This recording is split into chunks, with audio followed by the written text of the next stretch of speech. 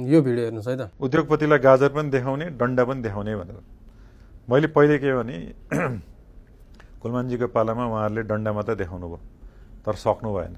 यो भिडियोमा विद्युत प्राधिकरणको अहिलेको नयाँ नियुक्त हितेन्द्र देव साक्यले गाजर र लट्ठी भन्ने एउटा टर्म प्रयोग गरेका छन्। खासमा यो गाजर र लट्ठी भनेको चाहिँ के हो म तपाईँलाई आज भन्छु। गाजर र लट्ठी भनेको कुनै पनि मान्छेलाई मोटिभेट गर्नको लागि गरिने एउटा ट्रिटमेन्ट जस्तो। नर्मल्ली के हुन्छ भने अगाडिपट्टि एउटा गधालाई गाजर देखाइन्छ, पछाडिबाट लट्ठीले हान्ने गरिन्छ। यो फोटोमा त्यो नै छ। यसको मुख्य अर्थ के हो भने उनले चाहिँ प्राधिकरणलाई विद्युत ठुला कम्पनीहरू ठुला फ्याक्ट्रीहरूले चाहिँ विद्युत रकमको बक्यौता तिर्न बाँकी छ।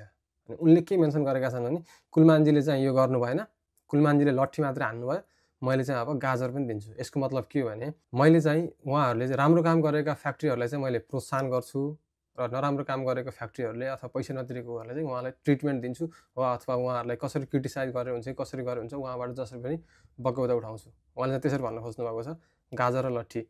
यसले चाहिँ एउटा स्टिक क्यारट अर स्टिक भन्ने एउटा टर्म छ, त्यो चाहिँ बिजनेसमा अनि त्यसपछि जुनसुकै म्यानेजमेन्टहरूमा पनि त्यो प्रयोग गर्ने गरिन्छ। यो चाहिँ एउटा इन्टरनेसनल्ली एउटा टर्म्स हो, क्यारट अर स्टिक।